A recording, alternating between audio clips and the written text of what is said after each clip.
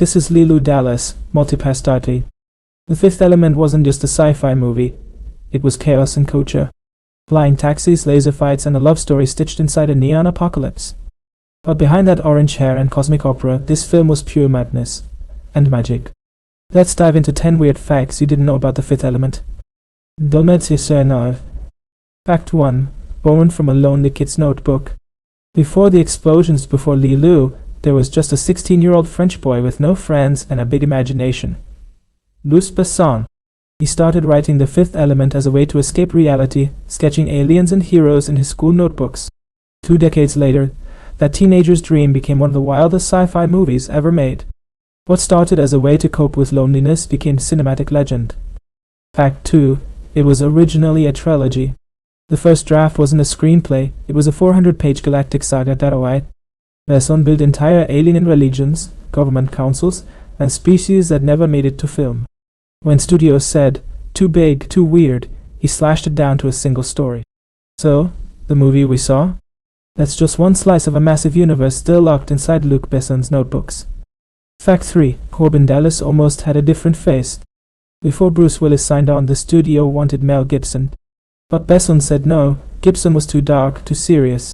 He needed someone who could smile through chaos. Willis gave Corbin Dallas that perfect mix of sarcasm and heart. With anyone else, the film might have crashed. With Bruce, it flew. Fact 4. Gary Oldman didn't even like the movie. Gary Oldman didn't audition, didn't even read the full script. He did the movie as a favor, because Besson had helped him finance his passion project Nail by Mouth. Oldman later admitted, I had no idea what the movie about. Yet he delivered one of the weirdest villains in sci-fi history. Half Texan oil tycoon, half cartoon villain, all chaos. He hated it. Fans loved it. Fact 5. 8,000 women auditioned for Leeloo. Elizabeth Berkley, dozens of stars, hundreds of models, all tried for Leeloo. Then Mila Jovovich walked in. She didn't look like she was from Earth. Her accent, her presence, Luc Besson said, she felt like the future. She wasn't famous, but she was perfect. Those orange straps became iconic the second she wore them. Fact 6. The Diva was Besson's wife. The blue opera singer, Diva Plava Laguna. That was Besson's then wife, Mai Wen. She was stunning, her voice literally saves the world in the movie. But off camera, something else was happening. During filming, Besson fell in love with Mila Jovovich. By the time shooting wrapped, he'd separated from Mai Wen. It's tragic irony, the woman who saves the universe on screen lost her world behind the scenes. Fact 7. Leeloo's language was weird. That gibberish he speaks. Not gibberish. Luc Besson and Mila created a full 400-word alien language together. They even wrote each other love letters in it. Every line Leeloo says is grammatically correct, and deeply personal. The romance didn't last, but the language did. It's still studied by fans online today. Fact 8. Ruby Rhod was supposed to be Prince. Yup, the part made famous by Chris Tucker was originally written for Prince.